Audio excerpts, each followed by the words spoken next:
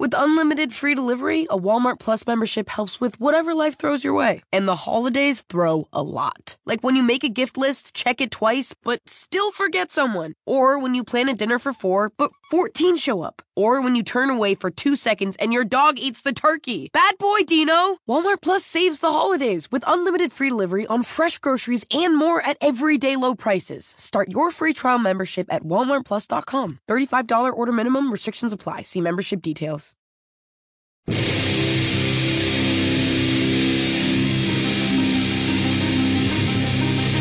10, 9, 8. Ignition sequence has started. 6, 5, 4, 3, 2, 1, 0.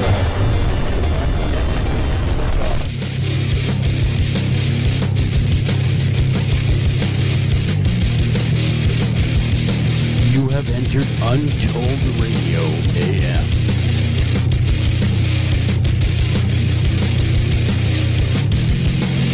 And now broadcasting from a secret location, your hosts, Joel Sturgis and Doug Hychek. And welcome to this edition of Untold Radio AM. I'm your host, Joel Sturgis. Right along with me is Mr. Doug Hychek. How you doing, Doug?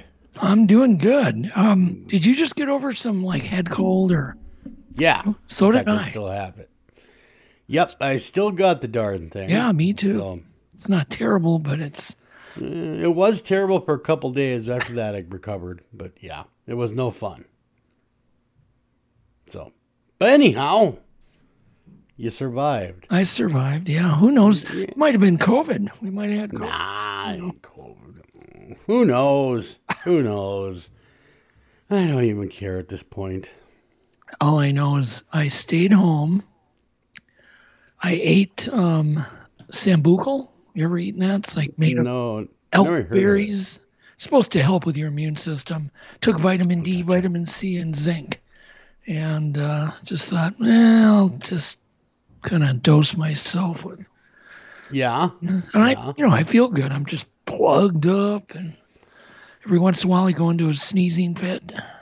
Really? Yeah. Oh, that's not good at all.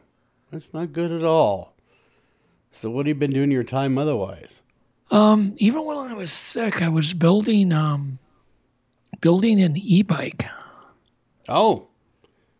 Well, there you go. So, I was in bed a little bit, but then I was like, I'd get bored and I'd get up and start wrenching and keep blowing my nose. You got to wrench in one hand, Kleenex in the other. Sure. Anything new happening other than that? Any new developments? Oh, yeah. There's a lot of stuff.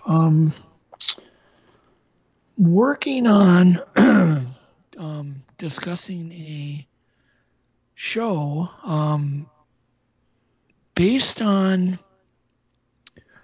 people all over the country that have had kind of ongoing Bigfoot activity, where there's actual kind of a terror to even go home, to go to bed at night, that kind of a thing. So I'm working I'm discussing with a network at this point about doing a 2-hour special on that. Oh, very cool. But that'll be awesome. Who knows? Yeah. So it's called Terror in the Neighborhood. Yeah. That'll be wow. Huh. So you have several networks interested? No. This was a network had reached out to me. Oh, to make to come up with to come up with an idea for a 2-hour special on the topic, and it's been something I've wanted to do. I don't know how much science they would let me do in it, but I told them it's like I've got a ton of science. Yeah. Things that we do in the lab. These people are they're collecting evidence because, when something's waking you up in the middle of the night after night, banging your house, throwing rocks, eventually they're going to find footprints, hair, and those types of things and take photos. And so I've got a number of things that, can be done to, I guess, what would you call it? Do forensics and prove their experience. Sure. Yeah, that sounds very, very cool. A lot of fun. Should make for some interesting television. Maybe, yeah. We'll just see. these opportunities come up so often, and so often they just fall through the floor. So nothing happens. Yeah. Or the network will be all excited, and they'll even say, "Oh yeah, we love this idea," and then you'll never hear from them again. Oh, gee, It happens. That doesn't sound all that great. Well, it's a tough business. Hey, Yeah, I've been sounds trying like it. to sell another Bigfoot series for, I wouldn't say, well, Monster Quest has been off the air since 2009, I guess. Yeah, it's been over but a it's decade. in reruns. I mean, it's still in reruns. But what was I going to say? So I've been trying to get the thing maybe for the last 5 years, but it's just been tough. Did you know that Monster Quest is on Discovery Plus, that streaming service? I don't understand that, because History Yeah, Channel because and Discovery are competitors. I stumbled upon it the other day. I'm like, heard- what's this doing here? I don't even know how do you get Discovery Plus? Well, it's a streaming service you pay for. No, I know, but you have to just call them and. No, it's an app. Oh, an app. Okay. Yeah, it's like an app, or you can watch on their website. It's just a streaming service like a Netflix. Gotcha. So it's the same thing, really. It's like a Netflix. It's just for all Discovery shows, and evidently there's they have I think the American Pickers on there too. So there's quite a few History Channel things. That's on there. interesting. It normally is not something you do. Is give programming from one network to another. They're very competitive. Yeah. I found it odd as well. So yeah, And it was definitely something interesting to see. Well, So we got a couple guests on tonight. Well, no, we have one guest, but we have what I would call a backup guest, because we're going to be talking about the Owl Moon Lab out in Washington, and the researcher that documented all the activity there. But we're also later on going to have the homeowner who owns the Owl Moon Lab. Yeah, it's Tobe Johnson. He's going to be coming on. He's author, co-producer of a podcast. He's what's it called? Strange. How do you pronounce that? It's a German name. Yeah, that's sort of stumbling it's on. like brew. Whoa. Yeah. I want to say Strange Brau Radio, so that's what we're gonna call it, Strange Brau Radio. Until I'm corrected, we'll call it that. Yep. And he's been a Bigfoot researcher for many years, paranormal enthusiast is what it says, paranormal expert is what his bio says. So we will talk to him about his dealings with paranormal as it relates to Bigfoot. So that'll be very interesting. He'll be on, of course, bottom of the hour, and then we'll work in if we're going to be working in a second guest. His name is Daryl, so get him in. And I guess he is the owner of Moon Lab. So you're going to want to hang around to hear that as well. So it'll be a very interesting couple hours. So sit back, relax, and enjoy. And Doug, so nothing really, I got nothing to report other than getting over this creeping crud or whatever it is. And then everybody seems to be in full-blown, full-on Christmas season. Just you see it everywhere now, The turkey hasn't even been made yet, and there's Christmas trees everywhere. Yeah. So yeah, my neighbors just put a bunch of lights up yesterday. Do you do the light thing? Sometimes I do a little bit. Yeah. Just, like one tree. I just don't see bushes. you being a Christmas guy. You're not a Christmas guy? No, I don't see you being a Christmas guy. Oh, I love Christmas. Really? I don't like the, what do you call it? The turmoil of trying to get gifts for everybody. Yeah, that and the commercialism is taken, that's still, that's been like that for years, and that's not going to change. But the actual day I love. Yeah. That part isn't so bad. What's the best day is the day after. The day after. That week between I hate the Christmas day after. and New Year's. I hate the day after. You know why? Why? There's like so much junk. Boxes and garbage and... Yeah, I understand what you mean. I don't know. It's a lot to deal with. I have little kids, so I know all about the junk. Oh, yeah. Then you got to Santa's got to come. Then you you got toys everywhere. Yep. It is. it is definitely turmoil, but like I said, I have 3 children at home, so it never disappoints Christmas time. They get excited, and that time of year is here, and they can hold Santa Claus over their head, saying, hey, if you're not good, I'm going to tell Santa Claus. And that only works this time of year. That's true. Do you think that's good parenting? No, it's extortion. It's extortion. That's what I always thought. No. We've all done it. All of us. Horrible parenting. You know, why do they respect a guy that shows up once a year more than me? Exactly. You know? It's like, why? Because you're getting things? That's the only reason why you'd respect them? I don't know. I give them stuff every day of the year. They just don't understand that it's food, clothing, shelter, heat, you know. It's true. A bed. That's true. Yep. You know, all that doesn't even matter. It's just funny that we do the extortion thing, though. That's what it is. It's or else you cooperate, or else I tell the big man. Cooperate or else. Yep. Or else. Oh my God. You know that is. The else. Yep. Okay, so I thought we'd do something. I'm going to try to do this on every show from now on.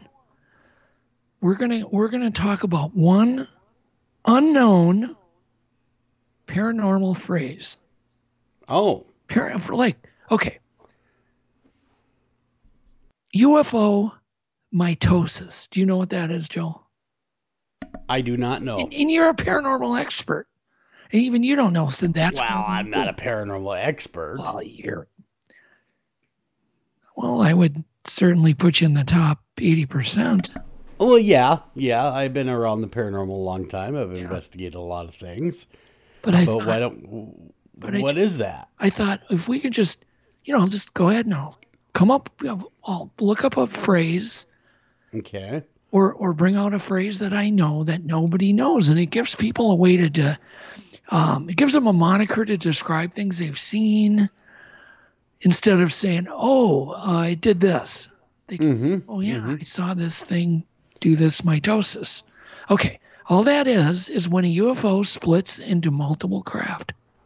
Oh, is that all that is? Mitosis? UFO mitosis? I've witnessed it myself. Or when possibly 2 go into 1. Mm-hmm. I gotcha. Where there's a melding or a merging or... Yeah, merging or splitting. Yeah, mitosis. Yep. UFO. A mutation. Yep. Interesting. So that's the phrase of the week.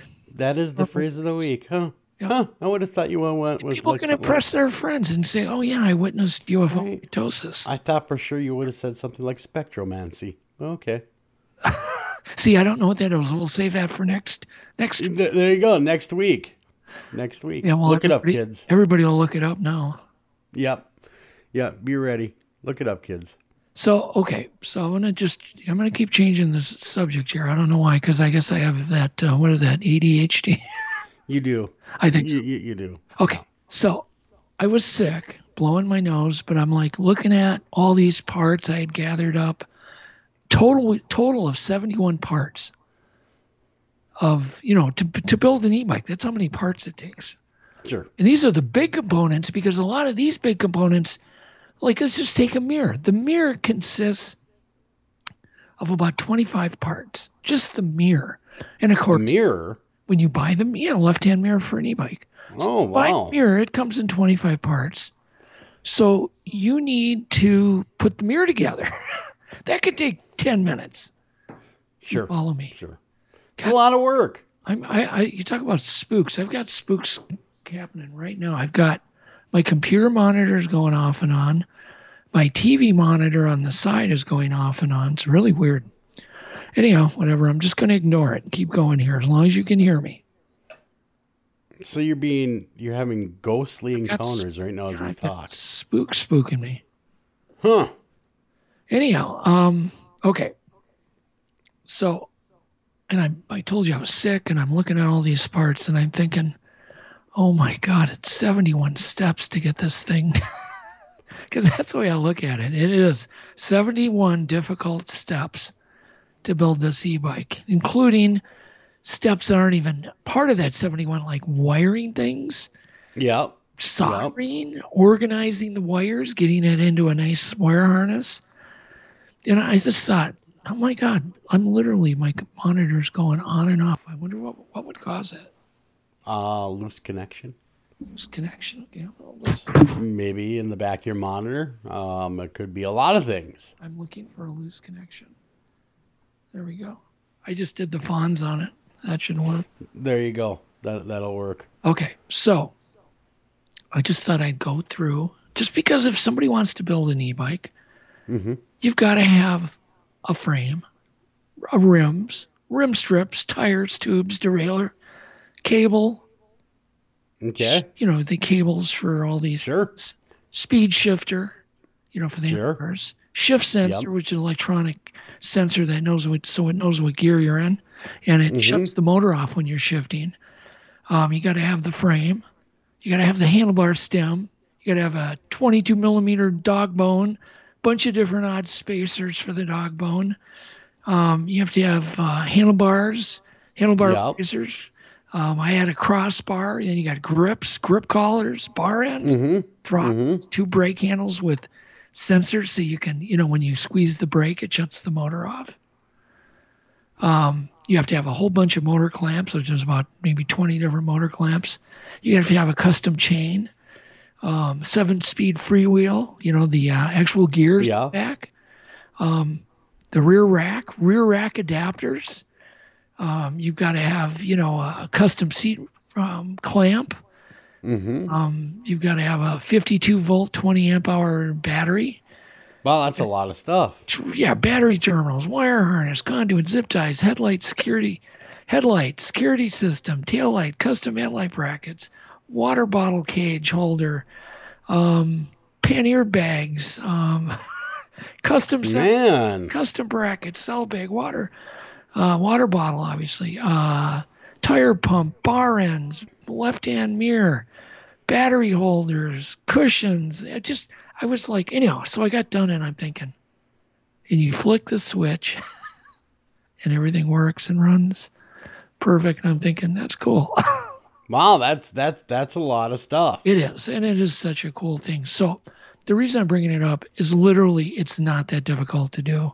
It's a lot of little steps. Yeah. It's a lot of little steps, but I'm thinking I'd really like to encourage some listeners to try to build an e-bike over the winter. Give them something to do. You can build it in your living room, spare bedroom.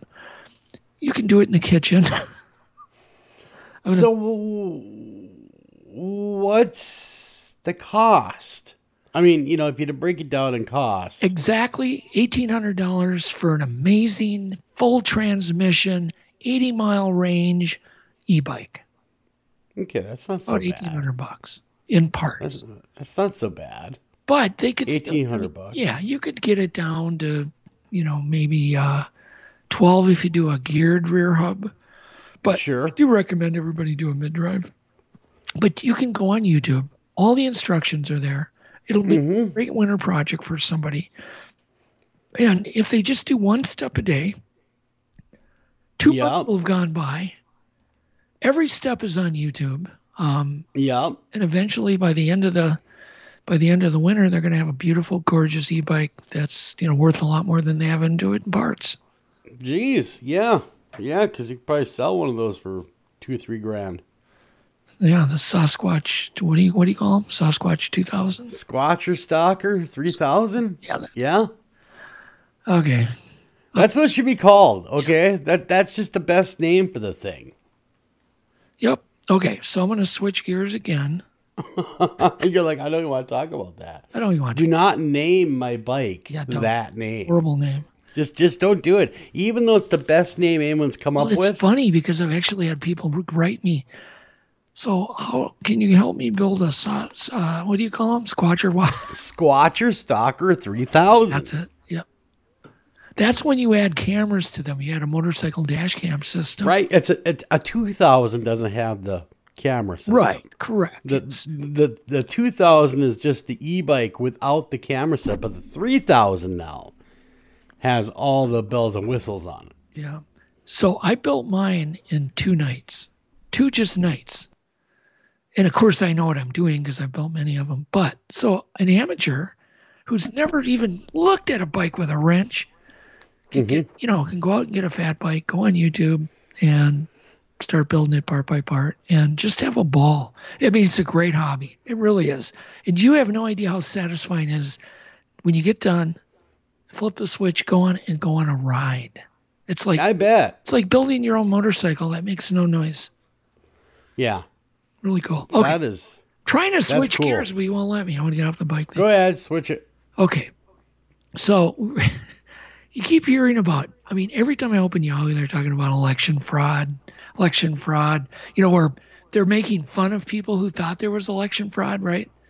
It's pretty much the articles now. But anyhow, so I was reading, like, what was the most fraudulent election in history? I was curious, right?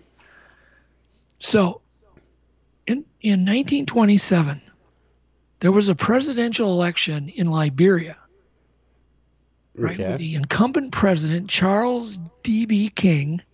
He won in a landslide by 234,000 votes to 9,000, right? So that's a landslide, right? Yeah. Wins big time. Nobody's going to dispute it. The only problem, there were only 15,000 eligible voters. Wow. So the guy. That's really off. Yeah, that's a little off, right? So that's in the Guinness World Book of Records for the most rigged event. Jeez.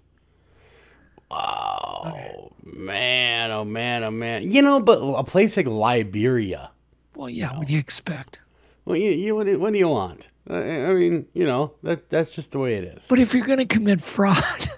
Well, yeah, true. I mean, there was no way that guy was going to take a chance at losing, right? No. What's the second one? Yeah, I know you got more of them. Well, okay. No, I was just going to talk about a field trip I read about, a school field trip.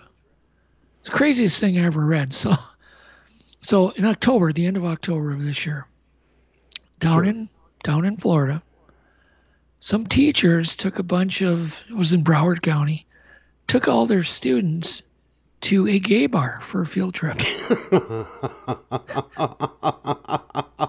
And then were smart enough to post it on their Facebook page. So let me get this right. These teachers, or yes. A teacher, takes her class. What grade class did you say? It was two teachers. So you're not dealing with one dumb person. You're dealing with two. So they're conspiring to be stupid. That's pretty bad, too. Yeah, and they decided it was a good idea to take their students on a, Got a great idea. That's enough. Let's go ahead and move on. Okay. Take our kids to the strip club or to the gay bar. And then after that, we'll take them to the strip club where they can get a lap dance. I'm sure that's happened too somewhere. You just know it has. You know it has. Well, come on. You just know. Who hasn't wanted to go to one of those anyway? Yeah. We'll move on. Okay, so anyhow, there was this.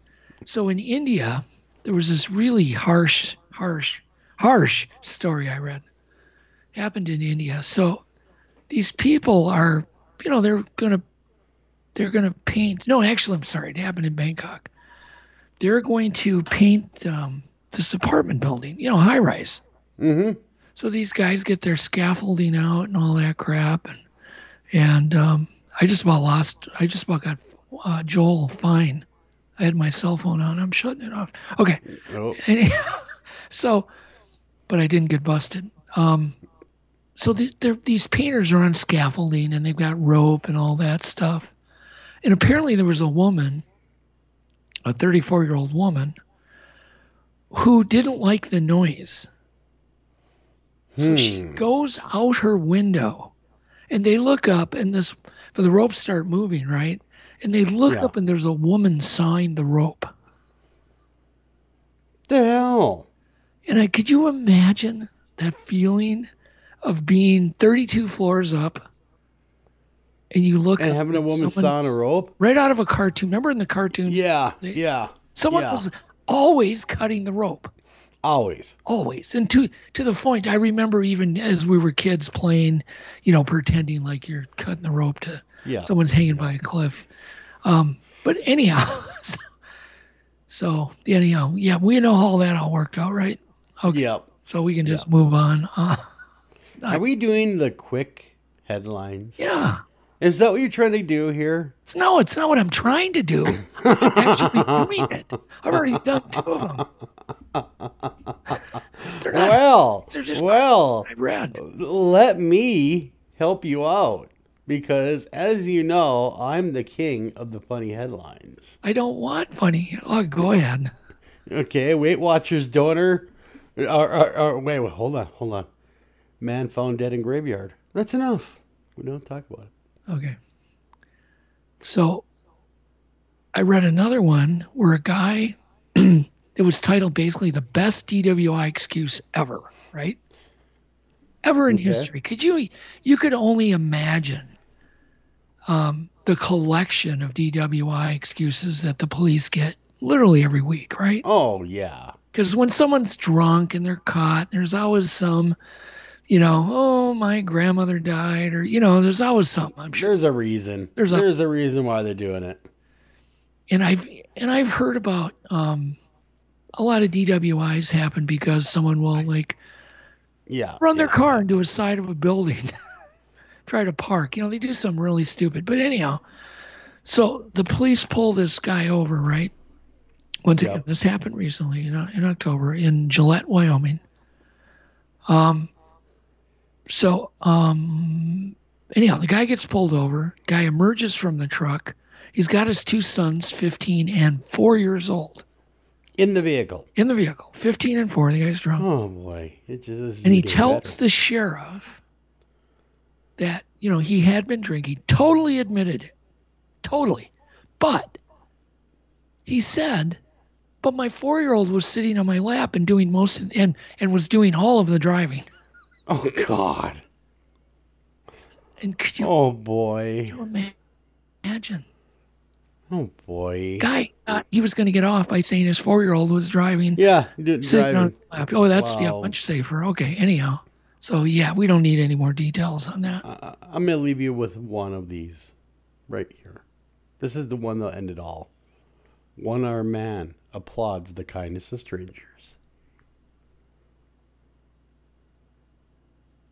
So he didn't applaud? Get it? One-armed man. He didn't applaud. This is a real headline out of California newspaper. One-armed man applauds the kindness of strangers. Okay. I get it. Man gets 30 years and then slaps attorney. Okay. These are really dry, Joel.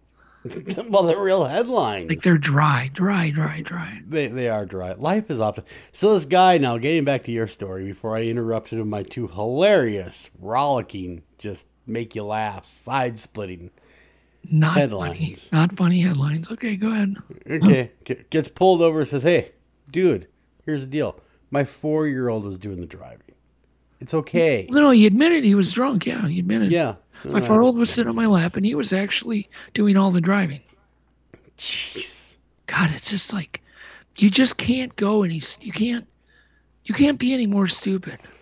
No, you can't. But people do prove us wrong every day. And do you ever watch, do you remember Cops, the show Cops? Oh, yes. And you would watch that just because it was a train wreck. It was. And you probably were sitting. Yeah. You were probably sitting in your living room going, why did I not come up with this idea for a show? Become a Walmart Plus member and be the first in line to shop the hottest online Black Friday deals 4 hours before everyone else. So yeah, Walmart Plus helps you get the gift. The first one your kid wrote on their list like 5 months ago. The gift that if you could just get your hands on it will make this holiday the best holiday ever. Yeah, that gift. Become a Walmart Plus member at walmartplus.com and be the first to shop online Black Friday deals 4 hours before everyone else with early access. Not available to trial members while supplies last. With unlimited free delivery, a Walmart Plus membership helps with whatever life throws your way. And the holidays throw a lot. Like when you make a gift list, check it twice, but still forget someone. Or when you plan a dinner for 4, but 14 show up. Or when you turn away for 2 seconds and your dog eats the turkey. Bad boy, Dino! Walmart Plus saves the holidays with unlimited free delivery on fresh groceries and more at everyday low prices. Start your free trial membership at walmartplus.com. $35 order minimum. Restrictions apply. See membership details. Yeah, it's coming back, too. I guess it's on Fox News again. Really? So Cops is making a return? Yep, it's making a return, yep. Back on the beat. Yep. Wow, we got to get out of here. Speaking of back on the beat, we got to get out of here. When we come back, we're going to be talking with Tobe Johnson. Don't go anywhere. Doug and I are coming right back at you right after.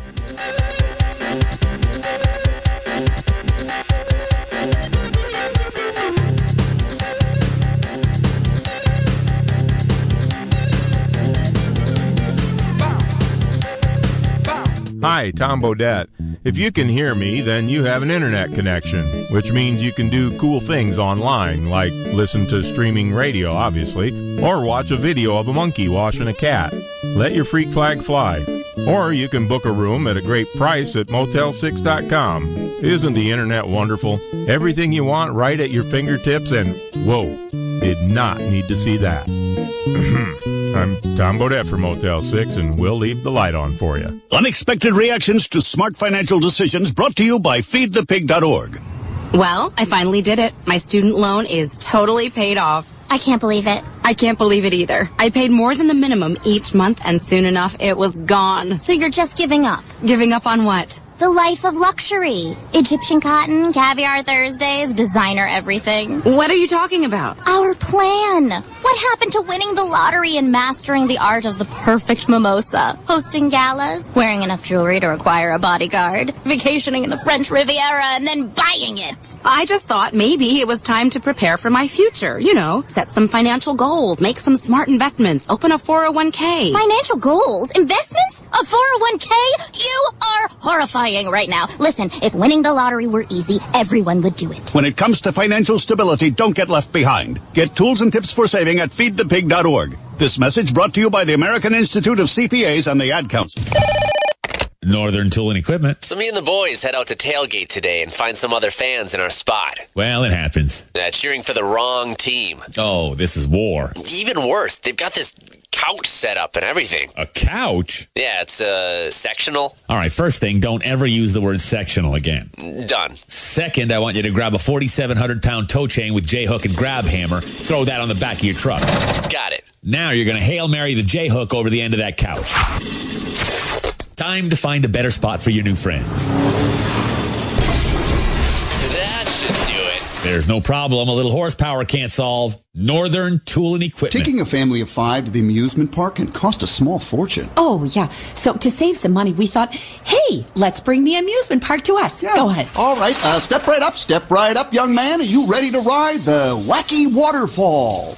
That's just the bathtub with the shower head running. Nope, it's the wacky waterfall. It's the shower, Dad. Waterfall. Wacky. There's an easier way to save. To get a free rate quote, go to geico.com. Then buy online, over the phone, or at your local Geico office. Green light.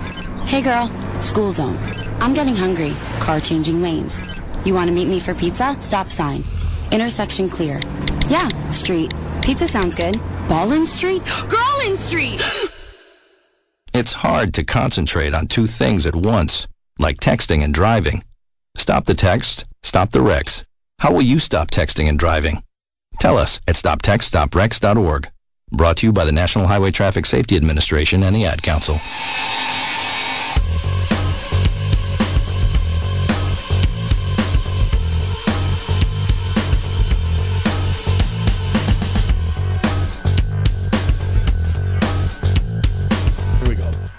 And welcome back to Untold Radio AM, everybody. I'm your host, Joel Sturgis. Right along with me is Mr. Doug Highcheck. Doug, how you doing, man? Doing good. You made it across to the other side, I see. We are firmly on the other side of the break. Yeah, and I was gonna say one thing about our guest. Yes. Tobe. We're gonna have you read his bio, but people ask me, like, how do you just, what's Tobe like? I always tell people he's the coolest guy you'll ever meet. He's Very just cool, man. Common sense, cool, smart. If you're going to be trapped in the wilderness, you'd be happy to have Tobe next year, to try to survive. Tobe's it. He's the man. He's the man you want. Yep. Mr. Gotcha. Well, that's good to know. That way, if I'm ever in the wilderness, I'll hope that Tobe's with me. That's all. But he's going to tell us some pretty strange stuff. And I do want people to know you can take it to the bank. Tobe is not a flaky guy. He is just tells it like it is. He's one of the most honest people I've ever met. He's also very much a skeptic, when it comes to things, but he'll test things. So go ahead and read his bio. Yeah, Tobe Johnson is the author of Owl Moon Lab, a paranormal experiment. He is also an amazing artist and co-producer and podcaster of Strange Brau Radio. Tobe Johnson's background has taken him all over the world in search of hidden realities. However, it would be his own hometown of Springfield, Oregon, that would make Tobe find out what was truly hidden in reality.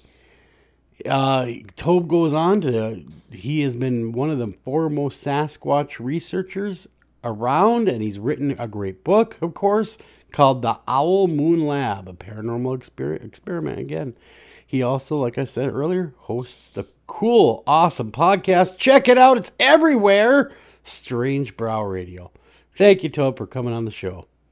Thanks, guys. How you doing? Good. We're doing just fine. We're sitting here freezing in northern Minnesota, but we're having a good time doing it. All right. Well, let's warm it up with some weirdness. There we go. There we go. Did you hear me, Tobe, telling people how cool you are? It checks in the mail, Doug. You got it, man. Yeah. Anyhow, cool you guy. Are. First time I met you, I went, that guy is just freaking. Oh my gosh, there's a lot of He's people like the James right Dean of cryptozoology. He is is. that what you're trying to say? Really? Yeah, he's just like, you could talk to Tobe for hours. It's more like Jimmy Dean, the Sausage King. Jimmy Dean. I'd rather have Jimmy Dean's money than James Dean's, though, because that sausage has made him a lot of cash. Yeah. So let's get into it, Tobe. This book has got the strangest title, The Owl Moon Lab. Can you just go ahead and, dig right in, dive in, and tell us the story, how this all started? Well, the Owl Moon Lab was created over a period of years to get there and to actually write a book about the conundrum, which is Sasquatch. It's a strange phenomena that we usually take two roads to get to. And I took the latter road, which basically said that there is a scientific explanation for everything and that this was a real hominid. And that lasted for about 3 years. And then I started to do these live events. Before podcasts were podcasts, there was something called Talk Shoe Radio. And I had a show on called Bigfoot Air. And after interviewing a couple of people that were, kind of off of the given road of the Sasquatch conversation, people like Henry Franzoni, they were saying something altogether different. People like Autumn Williams were telling me things altogether different. Her mother in particular, that Sasquatch is much stranger. And to find out how strange it is, you have to go to these place name areas. Like Henry Franzoni was saying, go check out the stranger names on the maps and stay the night there. Places like Devil's Creek or Wendigo Mountain or Skookum Meadow. And Autumn Williams' mother was saying out here in Ording, Washington, that the Sasquatch experiences were very strange. In fact, most of these strange things seem to happen at people's homes where the activity was coming to them. And so I really started to lean into that because I was having experiences of my own once I started to follow up on the advice of someone like Henry and Sally Shepard, Walford, and Autumn. And what I began to find out after a period of years of, burning up gasoline as a kind of a Sasquatch ambulance chaser, that once you embed yourself with a family in a neighborhood that has activity in their own backyard, you can basically have the activity come right to you. Tom Powell was telling me that as well, So that's basically how the Owl Moon Lab came to be. In a very short, condensed way. There's a lot of stories in between that are, listed in the first preface of the book, I get into exactly some of these stranger stories that took me to Daryl Adams' property. But yeah, that's the short, condensed version. Can you tell us what type of activity that someone would? I mean, this is common. I hear about this. In fact, I have homeowners contact me constantly that are having all this strange activity. But can you kind of expound on what these different types of activities are? Sure. Well, the activity following you from one residence to another, we'll start with that because it's the most basic symptom of Sasquatch activity, really. If you go to, there's a book, Visits from the Forest People, that was written about a couple out here in Washington, and they had extensive activity that was followed up by the Olympic Project and BFRO. And after they moved, the activity followed them. Now, they said it was altogether different types of Bigfoot, but they would say that they'd see Sasquatch doing incredible stuff, including disappearing. Now, this idea that Sasquatch can cloak and uncloak itself is something that you only generally find out after you have a couple beers with the witness and sit around the campfire. Or if you're actually friends with these people, like the Adams family, then you can find out, that this happens generally in homestead areas, not just specific to an address, but a generalized area where there's more pronounced activity of not only just Sasquatch, but the paranormal. It fans out like a cobweb, and there's different aspects to how people experience the paranormal. It could be that some house next door is haunted, the other house sees UFOs, and some houses have Sasquatch activity. But generally, these type of activities layer themselves over and over again with, a multitude of paranormal things. And this would include like rock throwing, pounding on the house, I would imagine, screaming, talking. Well, those are like the beginning preemptive stages that they'll describe to the researcher. Let's say you send a BFRO reporter or a researcher out there. Matt Moneymaker shows up at your house, or he sends a field reporter, and they show up there, and they're ready for a certain amount of strangeness to be explained to them. But generally, some of the stuff is either left out and maybe secretly put in their private database, the flats, where you'll never hear about it publicly.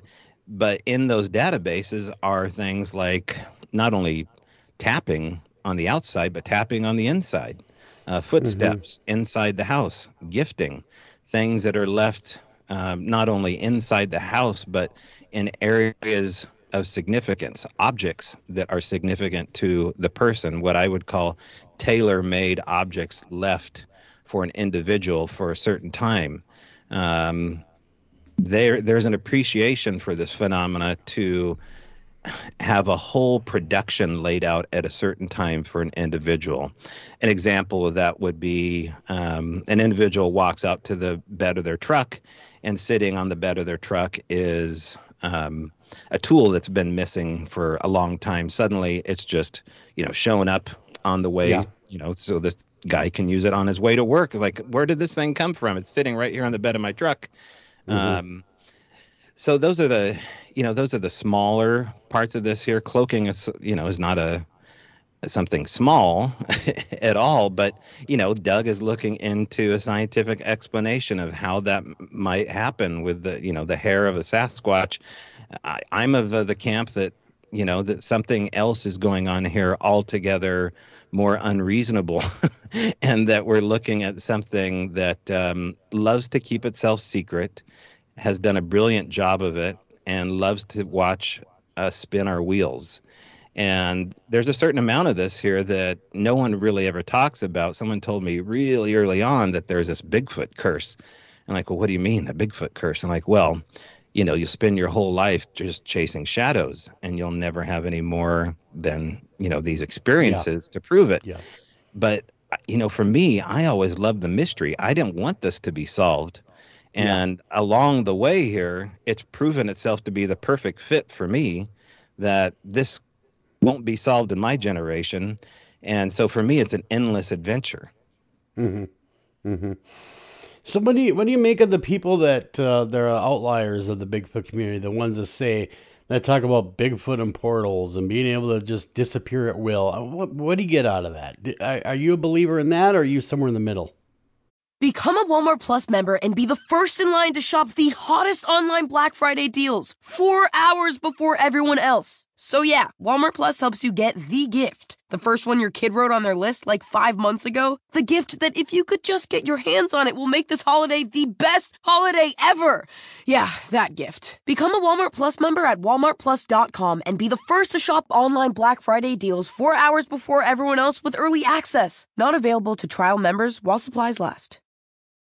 With unlimited free delivery, a Walmart Plus membership helps with whatever life throws your way. And the holidays throw a lot. Like when you make a gift list, check it twice, but still forget someone. Or when you plan a dinner for 4, but 14 show up. Or when you turn away for 2 seconds and your dog eats the turkey. Bad boy, Dino! Walmart Plus saves the holidays with unlimited free delivery on fresh groceries and more at everyday low prices. Start your free trial membership at walmartplus.com. $35 order minimum. Restrictions apply. See membership details.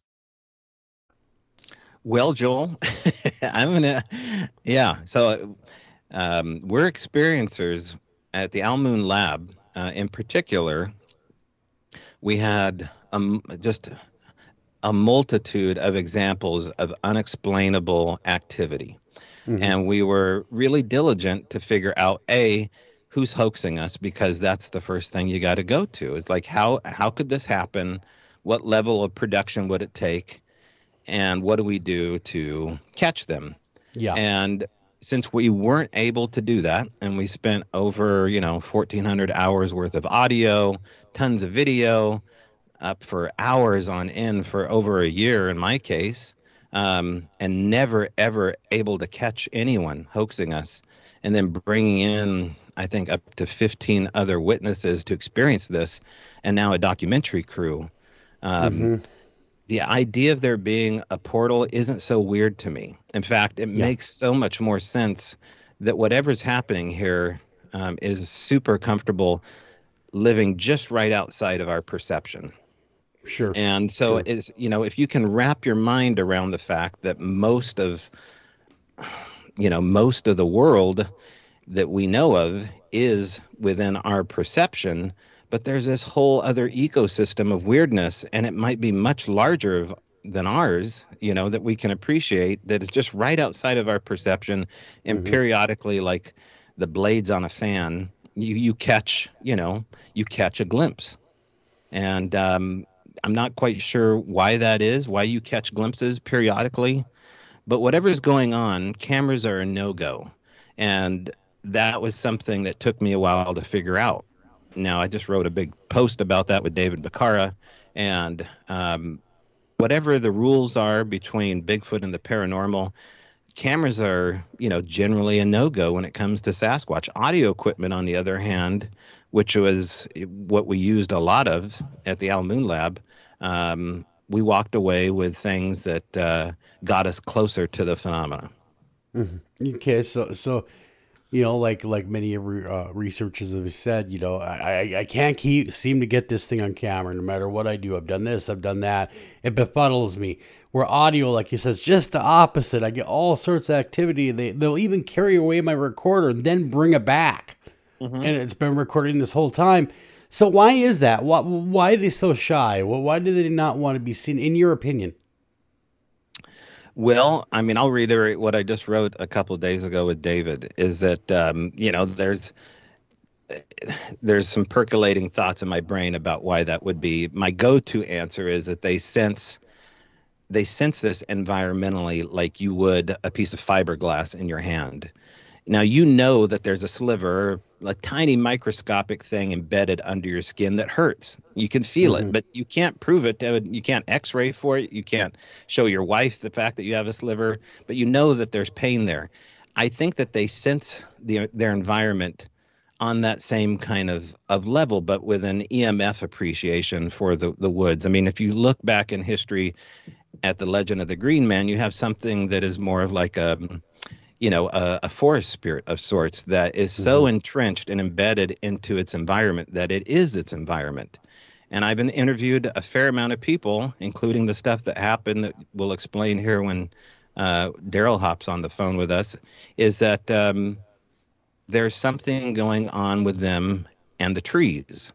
Now, this is just now kind of catching on. People are talking about Sasquatch and trees. Now, I've interviewed people that said they've seen them walk into trees. Okay, they've seen them walk out of trees. If something like that, is happening, then we're already so outgunned by a phenomena that we might as well just start over again from ground zero. Now, I've never seen that before, but we've had some incredible stuff happen in the woods that tells us that something is invisible, something is extremely close. It's in the, in the neighborhood of the forest or in the forest. And we have specific examples of this that we've not only recorded in audio, but, there's video of this. There's a documentary coming out where, the film crew is embedded with us as we're filming, and we're having activity right then and there in the middle of the day, at close range. So, when you have these $30,000 FLIR systems out there and they're not picking up anything, and all the camera equipment that you could hope for is not finding anything as far as the visual spectrum, there's something else going on here. And the questions for me are the more exciting thing than the answers. Now, yeah, I'm sure that people don't feel that way. I've had what I would call people in the Aper camp tell me, hey, if it's anything like you think it is or what you're telling me it is, I wouldn't do this anymore. I just wouldn't be interested in looking into it. That's, for me, the most insane comment ever. Yeah, I was going to say, well, why? Just because the phenomena changes doesn't mean, because it leads to more questions and answers, even deeper questions, like, how is this creature able to do what it's doing? I mean, could you imagine the implications of that if we were to uncover that phenomena? I mean, how huge that would be for, science and to find this animal or primate that has 2 feet in 2 dimensions, a foot in each dimension. I mean, that'd be just groundbreaking. Well, in some cases, it looks like literal feet in different dimensions. There's lots of reports of only seeing the feet of a Sasquatch walking through the forest, just the upper half. Heard people talk about only seeing the lower half. Of course, then you have the gliding phenomena of Sasquatch, which really, is it only the ambulation of the mid-tarsal break? Does it only have to do with how they swing their lower half in front of them, as Bill Munn says? I don't know, because after looking into this and seeing how the tracks show up, if you've ever seen a track show up in gravel all the way down to the hard pan, there's something else going on here besides weight distribution, because to take a size 15 and push the gravel down into the hard pan, it's almost like they're leaving a business card, first of all. They don't have to do that.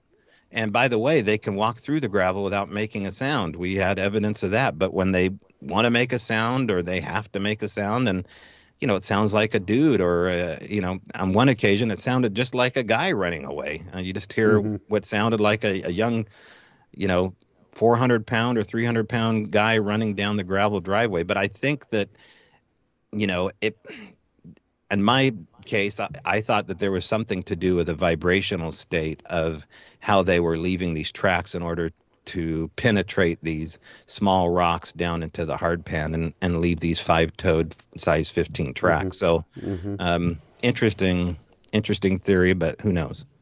What do you think now? I've had people report to me that there could be 5 people standing around and only one of them sees the Bigfoot right in front of them. Do you think that there's some possibility that's a frequency thing? Kind of like the ghost phenomena, where only one person will see that because of the frequency. Yeah. And I'm not too familiar with that, because I haven't seen with my own eyes what I would call, weighty Bigfoot evidence. I had a moment there on the property, and I've had a couple moments I'm more familiar with the consequences of infrasound, or what we're calling infrasound, and how they pinpoint it like a laser at an individual. Mm-hmm. And that doesn't make any sense, because if you're pushing out, a parabolic waveform at somebody, it's going to fan out. I don't know how you would do that through evolution to an individual. At least have some type of audio splash when you hit the target as well. Yeah, I mean, I'd love to hear Doug's explanation too, as a scientist, on how that would be possible to do that, because I would imagine that, if a lion or if an elephant wanted to get rid of something, it'd have to get rid of the whole group of somethings, not just a certain individual of something with infrasound. But I'm not quite sure on infrasound enough to say, but I've watched something like that happen before, and it's quite something to see an EMT look at you and say, "I'm going to cry. I need to leave. Why am I going to cry?" And then run out of the woods for no apparent reason. These are things that you don't hear a lot of, unfortunately, but it is fairly common when you get too close to the supernatural and it doesn't want you around. Yeah, I mean, I would consider that kind of a common story from the people I talk to. If once you get to know them, a witness, it's always like a month later, they'll say, "Oh, by the way, I was out cutting wood on my property, and I was with other people, and suddenly I had to leave, like instantly, or I was confused. I didn't know who I was. I was, completely befuddled." And then you get them away from there, and they have no memories as to even what happened to them. They have other people going, "God, you were freaking out and really afraid, and you were, shaking and confused." And they're like, "I don't even remember that." There seems to be a demarcation line, an invisible line in the sand.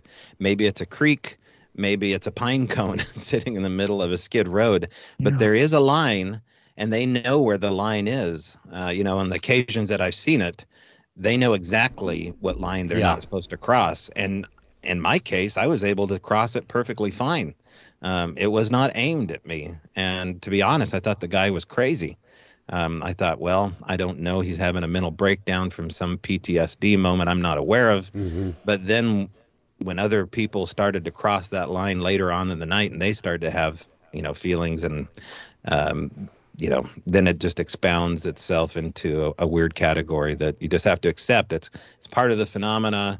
And, I get a little bit pissed off about people that aren't honest about this phenomena. I never take anybody on, but this affects people's lives, not always in the best of ways, and they need to talk freely about this without any kind of reprisal. So these are just one of the things that are a part of the Bigfoot world, and I'm okay talking about them. I'd say a couple of things, Tobe. One, did you ever hear about that Discovery Channel producer who I believe was working on the Gold Rush series? Okay. And all of a sudden, he started having those effects, right? Like he was getting zapped from a Bigfoot. Right. And they were in a wilderness area, and the guy ran off, got freaked out, said some weird stuff, ran off, and he has never been seen since. They have never found him. What? Wow. Too. You mean he actually ran away, never be seen again by anybody? They were filming, and they've never found the guy. It's really sad, because he was like in his 30s, prime of his life. And it was like he was being zapped, like you described, Tobe. And he ran off. And I also wonder sometimes where, the missing 411 phenomena, that people think, well, maybe it's Bigfoot's grabbing people. But what if it's people getting zapped? Yeah. Just freaking out. They don't know who they are anymore. Because they keep finding weird stuff. Like, why would you abandon your cell phone and your lighter and all your survival gear and take your pants off? And it's like 60 degrees out. Where you can't say it's that hypothermia setting in. Where people start that paradoxal undressing. Okay. Can't blame that on that when it's warm out, but Right. yet they still had people do that. Yeah. And I always do. Have you thought about that at all, Tobe? I've thought about it. We've actually followed up on a couple missing people when I was living in Oregon mainly, and there was some strangeness that happened to the search party that went looking for them. The body of Jake Dutton, who was the missing Coast Guard guy up in the Cascade Range, was eventually found. And, his skull cap, after 3 winters of heavy snow, was found face up sitting in the middle of a fern. And his shoes were tied together, and he had no signs of struggle. And the reason I say that is because his pack was, not unzipped. And so, very strange. It's just strange. Very strange, yeah. And I just, you do wonder. And I've got a good friend of mine who is like an amazing outdoorsman, right? And he's tracker and this and that and tough as nails, a true cowboy type, And one day, out collecting camera traps, the guy just freaked out. Didn't know who he was, and didn't know his own name, just walking in circles. And he had to be dragged out of there to get away from the area. And then he just came back to life and didn't even have any memories. That is strange. Yep. And so the other question I have, and then we're going to bring Daryl on here in just a second. What is the connection with the forest, with these creatures? There's this obviously, these things don't happen in the middle of the Seattle. They happen where there's woods, forests, and water, hills generally. Are they guardians? Are they, what do you think their purpose is, I guess? Many years ago, the young Romanov princess went missing. Now, a woman has appeared with no name and no past, but with the drive to discover her destiny.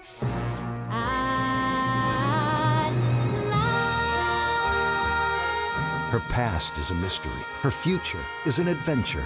Anastasia, the Broadway musical. December 7th through 19th at the Orpheum Theater. Visit hennepintheatertrust.org for tickets. With unlimited free delivery, a Walmart Plus membership helps with whatever life throws your way. And the holidays throw a lot. Like when you make a gift list, check it twice, but still forget someone. Or when you plan a dinner for 4, but 14 show up. Or when you turn away for 2 seconds and your dog eats the turkey. Bad boy, Dino! Walmart Plus saves the holidays with unlimited free delivery on fresh groceries and more at everyday low prices. Start your free trial membership at walmartplus.com. $35 order minimum. Restrictions apply. See membership details. Well, I have no idea. It would be very strange to see a Sasquatch in the middle of the city. I know I've heard reports of them on the outer banks of New York and Washington, D.C. Sure, on the edge. Yeah, things get remote, I think, up north. I've never heard of a report downtown Seattle, but that would be one. But I don't live far from Seattle, and we have activity here. I'm literally 30 minutes ferry ride away from downtown and the Space Needle, and we get activity right here now. But there's woods and forests. Well, there is, but there's neighborhoods around us, and there's an airport. Populated. Yeah, but there's corridors. There's corridors, and I think that's all it takes. One of the first accounts I took was outside of Thurston, Oregon, in a suburb. And, there were reports of vocalizations and them coming down into the suburbs, stealing dog food, and we ended up finding a track there. So, the use of the trees, is it just camouflage? I don't think so. If I had a hunch, they're utilizing the trees as some kind of, telluric energy field. And the reason I say that is based upon these reports of people seeing them come in and out of trees. I took a report of what a gal said she saw was a huge black flash in the middle of the day dart into a cottonwood, and then a blue jay exploded, out of the tree like it had been penetrated by some kind of, EMF discharge or power wave, and it landed face first right in front of her. Now, was it a Bigfoot that went inside the cottonwood tree? I don't know, but You know, there's some very strange stories with Sasquatch doing some incredible stuff in and around the woods, but not specifically. And, you know, you go look at a place like Skinwalker Ranch and you have orange balls of light floating over the mesa there with large hairy humanoids coming in and out of these portals. I mean, this is a well-documented case that, you know, Harry Reid had money funneled to study. And, you know, that's one of the least strange things that they talk about from Skinwalker Ranch. So is it specific to the woods? I don't think so, because they have Bigfoot stuff out in the desert. Yeah. Yeah, that's true. New Mexico has activity where it's still kind of wildernessy, though. It's, you know, open areas. And this place, Skinwalker Ranch is in Utah? Right. And, you know, when you watch the TV show, there's not a lot of forest. There's wilderness per se, but it's a lot of dry. Well, a listener brings up, not to butt in, but a listener brings up a good point. It just says, hey, Doug, you mentioned the missing 411 phenomena. It's creepy enough that people are going missing, but let's just say for a second, it is Bigfoot taking people. What's he doing with the people, or what are they doing with the people? Maybe they don't ever. Maybe the people just go crazy, run off, and just die in the forest. They might be. The Bigfoots may not be doing anything, but they may be causing them to go nuts. You know, to act nuts and be nuts. Yeah. Blaine, you know, you've met my son Blaine, Tobe. He makes a point of going camping and doing expeditions where people have gone missing to see what they end up experiencing, and they record. You know, they have audio recorders, and I think you heard some of those recordings. I did. And that was a place where two people went missing. And once again, they found one guy. They found his wallet. That was it. Never found the guy. They've never found anything. Just his wallet. Wow. It's odd. But I think maybe we should bring Daryl in. Joel, bring him, or maybe Tobe, or I can tell us a little bit about Daryl. Sure. Well, you want me to? Yeah, go ahead. Why don't you? Sure, if you want to, or I can do a quick bio read. If you like me you to. do the bio. You do the bio. That's not a problem at all. We can talk about this really, really quickly. Let me cue that up, guys. Shortly after Daryl and his wife Cindy found a secluded homestead, strange things started to occur around the property. Soon their whole lives were turned upside down, and they were confronted. They confronted the strange world of Sasquatch. Day and night for 2 years, the couple would go on not only to interact, witness, and confirm its existence, Sasquatch, but also other hidden worlds. As Daryl says, I was normal until I moved here. Oof, that's powerful right there. Yeah, it is. So let's bring Daryl on. All right. Hello. Daryl. Hey, Daryl. Nice to meet you. Nice to meet you guys. Yeah. So can you confirm what we just mentioned? Your life was normal until you moved there. Yeah, pretty much. I wasn't really into any of that stuff prior to moving here. And it just kind of attached itself to me. So how did you meet Tobe, and what happened? I mean, what kind of stuff were you experiencing? I met Tobe actually through Ron Morehead. I went to a thing called Bigfoot that they put on every year in Oregon.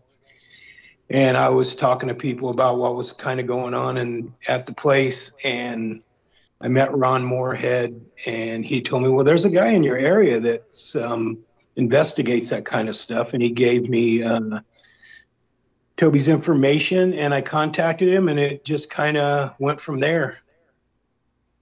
And what kind of stuff, Daryl, were you experiencing there? Can you kind of give us a laundry list? Oh, man, it would take like a year, but... Oh, geez. Well, give us some of the highlights. Kind of at first, when we moved there, it was wintertime, so it was raining. And we would hear the property kind of backs up to a bunch of BLM land, so it's real forested. And we would hear stuff at night, and sometimes during the day, you know, yells and screams and crazy sounds. And so that's kind of how it all started. And then as the weather got better, I started recording some of it. And we were having a shop built at the time. And then a bunch of weird things started happening with the shop, like the guy's tools would vanish, like Tobe said, and maybe the next day they would be sitting in the middle of the driveway. Just different kind of stuff all the time going on in it.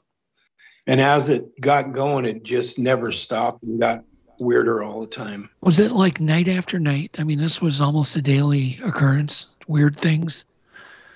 Yeah, almost daily. I mean, it got to where it happened a lot, so you kind of get a little bit immune to it. You got to really pay attention because there's a lot of small details to a lot of it, like maybe 3 little shiny rocks setting on the hood of your car, or just small little details like that you kind of, you don't think about after it happens like 1,000 times. But sure. Yeah. Just.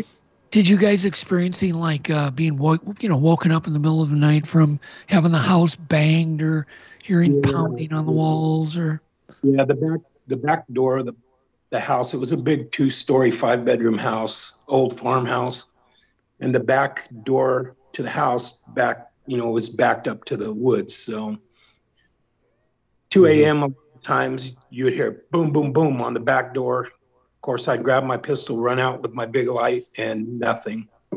Jeez. And it wouldn't happen all the time, but, occasionally. Yeah. Yeah. Yeah. One of the first things that happened with Daryl and I was we found these knee impressions, and that was just on a lark that I was going to go hunting with Daryl. He'd drawn a tag on Good Friday, which was the full moon, also known as the owl moon. And we ended up finding these, what looked like someone dribbled a basketball in the red clay next to the old skid road. So instead of hunting, we were near where there was some stick sign that Daryl had seen. And we took a liken to these muddy impressions and ended up seeing hair flow coming out of this red clay, what looked like anatomy. And on closer inspection, after we filmed it, it looked like giant knee impressions, fresh, really fresh. And so Cindy and Daryl and I ended up extracting this hair, sending it to Cindy Dosen of the Hominid Enigma Project up in Canada. And she said that the hair was anomalous. And we cast the impression and took it back to Daryl's place. And wouldn't you say, Daryl, that's kind of when all the weirdness weirdly started, is once we put those knees in the garage? Yeah, that was just about the time that the winter was ending and the weather was getting a little better, and all of that stuff just started happening right then. Yeah. So yeah. once you guys documented that, all hell broke loose, is what you're saying. Yeah, pretty much. I mean, it was constant something weird, and you just can't put your finger on it. It was always something different. Yeah, I mean, whatever it was, Daryl would turn his head, or I would turn my head, or you just, leave the house for a second, and there would either be something weird delivered to the house, outside of the house, near the knees. I mean, one of the first things that happened is there was a little tiny tool placed on one of the kneecaps that was, these suspected Sasquatch knees sitting in the garage, and there was some little tool sitting on one of the knee impressions. And then we ended up finding a couple of days later this little tiny plastic dinosaur that was, relatively close to the knees, but there it is balancing on its 2 legs. It looks like, a 5 and dime little plastic dinosaur sitting on a shelf.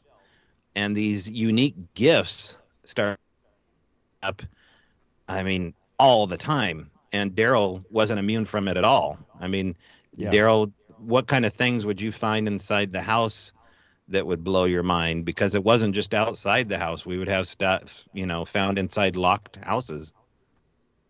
Yeah, well, that new shop we built was always locked. So we would find things in there also that would just show up at a lock shop. But we came home from church one Sunday, and in the middle of our living room on the real nice big rug we had there was a big rock, just about centered right in the center of the living room. And yeah, we lived in the country, so we locked our doors good. Yeah. There was that, and other. What did your wife have to say about all this? Was she having a hard time with it? Not really. She didn't. Well, the first thing that happened to her, my wife's had some heart surgeries and stuff, and she was putting up some, when we first moved there, or maybe it was putting up some hummingbird feeders in the back, and the 2 trees that were in the back, and at the base of her hummingbird feeder, when she went out there to fill it up, was a little glass heart sitting there at the base of the tree. So that was really great. But then when you see that, I mean, those kind of gifts of significance, we would see those all the time. In fact, Cindy would even, challenge the phenomenon and say, well, if these things exist and you guys aren't crazy, why don't you leave us some gold? And it wasn't more than a couple days after she said that out loud on the patio. And a part that I should mention is that Daryl and Cindy invited me to live there and research. I'd recently been divorced, so I bring my 17-foot little camper and my boat and my Jeep, and I lived there, as a truck driver part-time and or full-time, and researcher part-time, full-time. And after she said, leave us a piece of gold, Daryl, I'll let you take it away. What happened after that? Well, you had your little awning out on your trailer, and from our deck we could see, on top of the awning, and there was something gold and shiny we saw up there because the sun was out, and I think we all three went, oh my gosh, is that a gold nugget? But we go and get it down, and it's a rifle cartridge from the 1800s. We looked it up online. So it was a shiny piece of brass. Peters, I think, was the name of the cartridge company that made repeating arms ammunition in the 1800s. And another thing, about all this stuff that showed up, we're out in the middle of nowhere. Like, where's this stuff come from? It's not like, there's a Dollar General around the corner. So whatever it was paying attention to what we were talking about. And, we were running video as much as we could and audio all the time, recording this stuff. I mean, one of the crazier things happened is when Daryl and I are talking about this, I'm building a Sasquatch replica inside this garage for a party I'm throwing for Ron Morehead. I'm doing live events about Bigfoot, and here we have all this Bigfoot activity happening. So as I'm building this replica for, this event we're having, Daryl and I bring up the fact that wouldn't it be cool to have a taxidermied rabbit down at the base, between the Bigfoot's legs to kind of symbolize the rabbit hole that we're going down in the rabbit hole of Sasquatch. Sure. And so we're talking about getting a taxidermied rabbit, and I get off work around 11 o'clock in the afternoon, and in front of my trailer is a dead rabbit.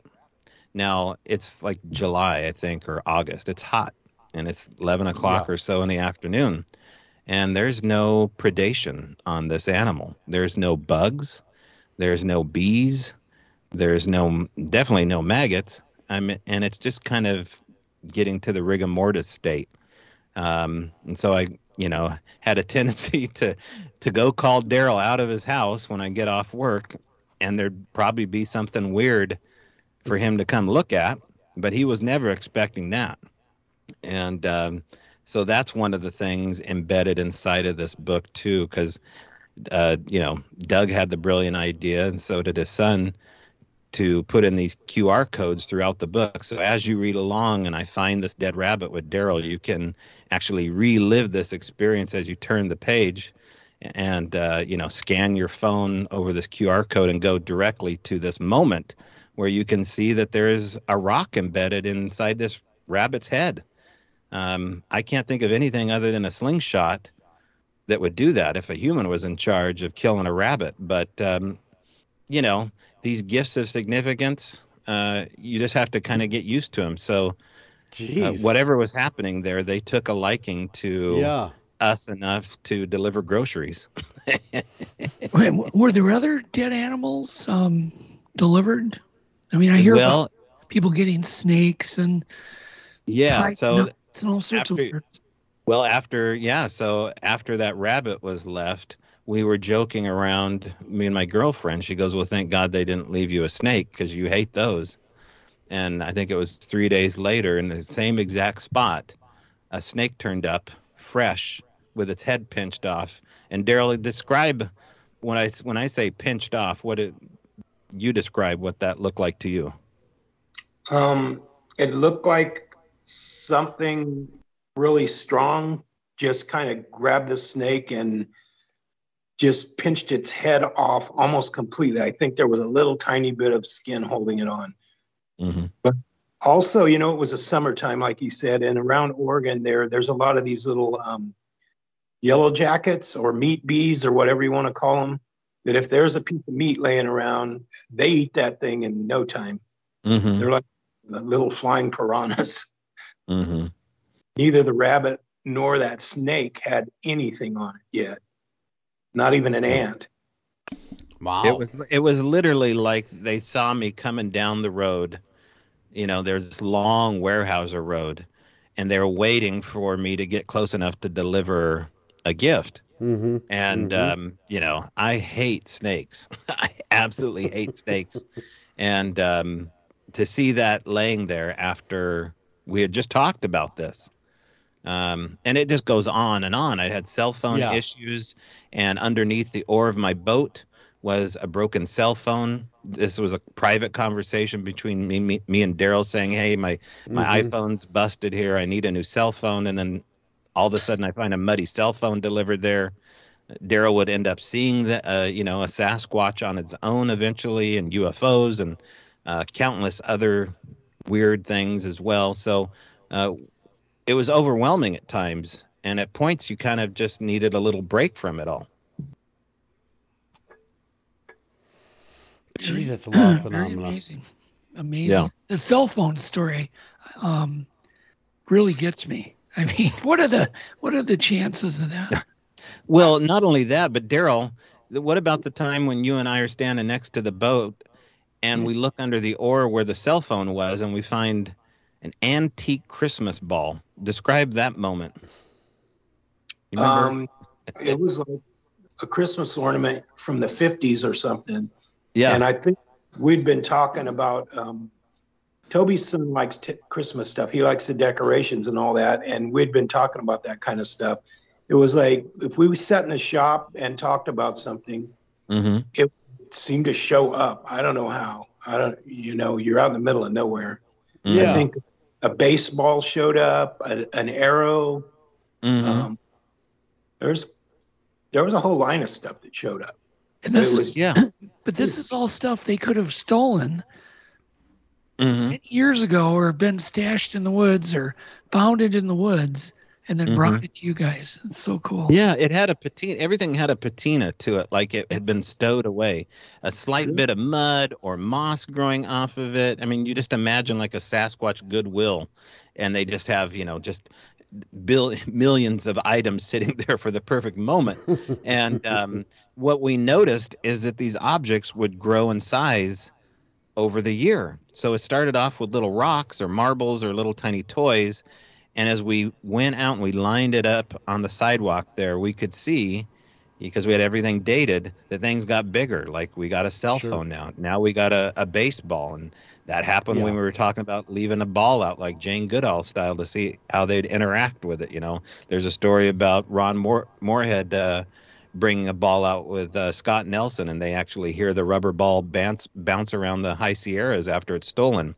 So, we were utilizing whatever we could to get audio, because the cameras, we had a FLIR deployed at one time, and we caught a large cat on a really weird occasion. It looked like a super large cougar, in my opinion, walking right in front. But never really any Bigfoot stuff. I mean, Daryl put out a game camera, and Daryl, what did you get? You got a couple of strange stuff on your game camera, but nothing definitive. No, it kind of looks like maybe a Bigfoot got right up against the camera and it snapped about 20 photos. It just looks like a real hairy thing right against the camera. You can't see any definite definition of a body or anything, but the temperature on the photos changes. Like it was, what was it, like 50 degrees, and then it goes up to like 62 degrees. Like whatever got against the camera had a lot of body heat. Yeah, that was cool. And then there was a strange light that appeared on the same camera in front of the driveway that looked almost like a box of light, and then a lightsaber underneath this box. And it's just floating through the driveway. There's 3 frames of this thing coming into view. We weren't able to debunk that. Large handprints that would be found all over the property. Included in that was some property damage. And what's incredible about that is that Daryl and I challenged the phenomena. Now, let's say it was Sasquatch and that this was a type of hairy person out in the woods, or a family of people. I think there probably was a family. Is that we talked to them like teenagers that were pulling pranks on us. And there came a moment where Daryl and I said, no more property damage, or we don't want you around. And they actually something came to the backyard where these T-posts had been bent down in the apple orchard, and we were getting a lot of gifting, a lot of audio, and some visual stuff as well back there. And these 3 wrought iron T-posts, which were bent down kind of at a 30-degree angle from, I suspect, them, were pulled back into shape after we kind of challenged the phenomena to not do that anymore. You know, to have someone like Daryl there and Cindy and then all of these other witnesses, it was such a comfort to both of us, because we knew we weren't hoaxing one another. There was too much happening when I was at work and too much happening when Daryl was gone and I was there. And then when you see these giant greasy or Alba Vernix handprints, on the bed of a pickup truck or under the eaves of this garage, and you can sit there and, see these up close giant fingerprints. It changes everything. I was going to say, what evidence have you guys gotten? I mean, you talked about it, a little bit of evidence, but a lot of audio. I mean, what's the bulk of your evidence? Audio evidence, or would you say it's a mix? Yeah. What do you think, Daryl? Well, we have that good audio that, we recorded in the back that they're using on the one show. And I have a lot more good audio of them coming up to probably within 10 feet of the parabolic and making a sound and hitting the fence like they're angry at it being there. So I've seen the 2 Bigfoots and I've taken pictures of them. They're not that good of photos and stuff. But that, and I guess, the photos and the audio.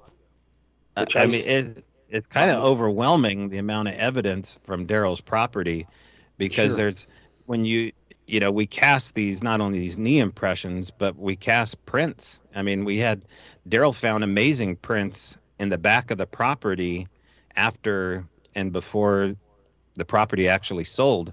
So, there was some good tracks that we brought down. There was these amazing handprints that we were able to secure and dust haphazardly. We figured out how to dust for prints, but and then there was the Chucky handprints. And I'll let Daryl explain what exactly those are, because if you look at the cover of the book, you'll see this purple handprint that is on the cover of the book. And that was really one of the first strange things that we found inside of Daryl's house. So explain what those are, Daryl. Well, the house that we purchased, the people that lived there, they had 3 children and the kids were raised there. And the oldest son, after they had sold the house to us and moved, about a year and a half later, the oldest son took his own life. And in his bedroom where he was raised, I think he was around 20 when he did it, but he didn't live in the house at the time. But in the where he was raised, probably about a month later, on the inside of the door were these two really strange white handprints on the door, up about 3 feet up only, like a toddler would make. And they were real strange. I also, after that, I left my recorder in there one night and got a perfect thing where somebody says, "I'm dead." So, yeah, so that's some more of the weirdness. So you And got these handprints look like they were four-fingered, small, rubbery handprints. The fingers gnarl inwards like a rubber doll.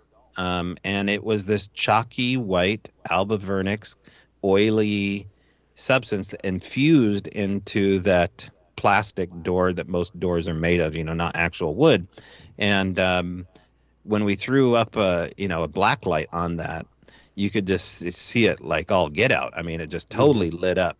And who was really interested in these handprints was a guy named Daryl Sims, who works with abductees. And he's got a whole lecture about four-fingered Chucky-style handprints. And there was a lot of UFO stuff that happened at this house. I mean, Daryl saw incredible stuff, not only in the woods, but right over his own home, including the Tic Tac. He's got a video of what looks like a gliding propane tank over his house. The neighbor next door, a character we called Wormy, would have incredible stuff happening to him all the time, not only Bigfoot stuff, but we kind of suspected he was an abductee himself just based upon how strange he was, the strange marks that would be on his body all of a sudden that doctors couldn't explain. Daryl, why don't you tell them about that dude? Well, his name's actually Chris. He's a really nice guy, but he is a worm farmer. He sells organic soil, like worm casings or castings or whatever it is. So we just started calling him Wormy because he had so many worm beds. But anyways, when this stuff started happening, I talked to him and he said, "Oh yeah, I already saw that. Sasquatch came down he had about 75 acres, and right by his house was the logging road that went up into the woods. So he was going from his front porch one night, getting wood out of his woodshed, which was across that logging road. And on his way back, he had a little mag light in his mouth carrying the wood, and he heard something up the logging road, and he stopped and Become a Walmart Plus member and be the first in line to shop the hottest online Black Friday deals 4 hours before everyone else. So yeah, Walmart Plus helps you get the gift. The first one your kid wrote on their list like 5 months ago. The gift that if you could just get your hands on it will make this holiday the best holiday ever. Yeah, that gift. Become a Walmart Plus member at walmartplus.com and be the first to shop online Black Friday deals 4 hours before everyone else with early access. Not available to trial members while supplies last. Become a Walmart Plus member and be the first in line to shop the hottest online Black Friday deals 4 hours before everyone else. So yeah, Walmart Plus helps you get the gift. The first one your kid wrote on their list like 5 months ago. The gift that if you could just get your hands on it will make this holiday the best holiday ever. Yeah, that gift. Become a Walmart Plus member at walmartplus.com and be the first to shop online Black Friday deals 4 hours before everyone else with early access. Not available to trial members while supplies last. Looked up there with his mag light and saw this giant Sasquatch. He said it had really pretty blue eyes. And he started to pick the wood back up, and he shined on one more time, and it was closer, so he ran in the house. And then he had a thing constantly. It was the UFO that I saw, and he had been seeing it since like 96. So he had a name for it. He called it the chandelier, because it would sit there in one spot, and it would change colors. It would look sort of like a jellyfish to me, because it would like have an energy that would look like it would get bigger and then smaller and bigger and then smaller, and then it would just be gone. I mean, it didn't take off, you couldn't see it leave. It would just go out. Yeah. And one night, I would always see it. I probably saw it about 5 times, but I would see it when I'd take my dog out to go to the bathroom before we went to bed about 10 at night, because I didn't hang out outside there a lot. Yeah. It was a little bit scary. But one night I saw it, and it was dropping out these little orbs into the woods. They looked like it was shooting down some little lights, balls of white light was coming out of it, going into the woods. And I actually got a little video of it, but I'd seen 5 or so of them come out prior to me getting my phone going and videoing it. But it would show up there, and then it would just do its little flash dance and be gone. But the guy Wormy, the neighbor, he came home from church one night about 10, and it was above his property. So he was going to get a, I think he got his cell phone out of his truck, and he was kind of hiding behind a pine tree in his front yard, and he was going to get a video of it. But what happened was it put a big flash of light in his face, and he said it kind of blinded him for a minute. So he got scared and ran in the house. But 3 days later, he came over and he had this big burn mark on his forehead, and it looked like a birthmark. And he goes, I went to the doctor and they don't know what it is. And he says they some kind of salve that they want me to pay like $300 or $400 for, and I'm not going to do it. Gosh. Radiation burn or something. I don't know. So how does that make you feel when the neighbors are having activity too? That's got to at least make you feel like you're not going crazy. Yeah, really. I mean, he, once that stuff started happening, and then I was good friends with him. And, once people won't talk about that kind of stuff, but once you bring it up, and then he kind of opened up to me about all of it.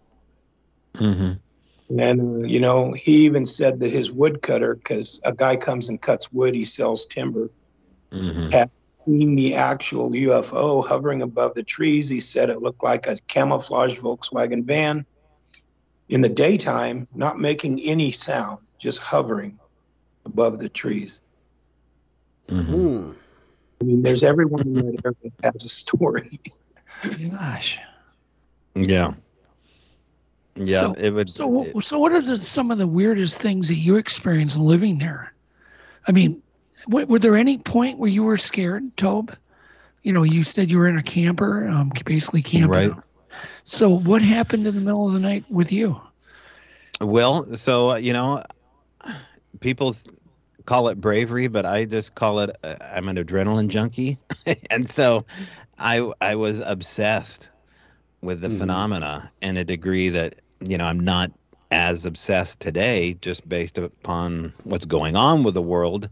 But given the fact that I had some downtime and I'd been waiting 15 years for this phenomena to present itself, and now it's right here and I don't have to go looking for it, I was fairly certain that it was Sasquatch activity and everything else happening here. Now, as far as fear kicking in, the only thing that really put me in my place was that snake.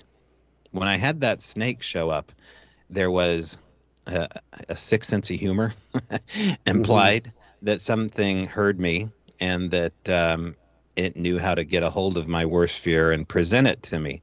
That shook me up a little bit. And, we did our due diligence to kind of set a line and say, hey, no more killing things and setting them out here. And it never did again. So as far as things that really, when we do these interviews together, we end up talking about these two stories quite a bit. But did you have any camper smacks or anything in the middle of the night? Oh, yeah. I mean, it sounded, a lot of these things would happen after I left for work and I'd leave my recorder out. And the mainstay of stuff that we would hear would be like these fingertip, almost like something walked up to the microphone head and flicked it with their fingertip. And then those sounds would build up to what sounded like rocks being thrown at the camper. The only thing is that you didn't really hear anything land. You would maybe find a dent. You would find a red hair, brushed up against the side of the camper. And so you had your evidence there that something happened, but it didn't sound like a rock, really. I mean, because it didn't hit the gravel, and everything there was gravel, except for the backyard and a little patch in the front. So you should have been able to hear a rock land. And, we strange stuff. There was confined areas to where there was a power spot, let's say. One action would happen more often in a given location, and it happened to be between my camper and connected to this garage or this shop that Daryl had built. And between my camper and the shop, especially up against this wall, we would start to find these glyphs. Now, people can make up, whatever they want when it comes to stick glyphs, but when you're, seeing these 4 little branches that are about, 6 inches long, placed in almost a runic alphabet over and over again at different letters, let's say, different type of runic shapes. And Daryl and I started leaving the recorder next to these sticks. We started putting objects in these sticks to see what would happen. And we got language. There is without a doubt a moment in there where you hear, percussive speech. We sent these sounds off to David Ellis, attached to the Olympic Project, and he agrees with us. There is a couple moments there where it sounds like something's picking up a 50-gallon empty barrel and playing it like a bongo drum, and then you hear a back and forth between these two animals after playing a musical instrument, which is a long story to why that might have happened. And you hear them communicate with this percussive, very familiar of Ron's sounds. And, it's interesting because Ron and I are close buddies. I understand Ron's background to the degree where I appreciated what he did enough to say, hey, if I'm going to go after this phenomena, I want to chase after it with the right people.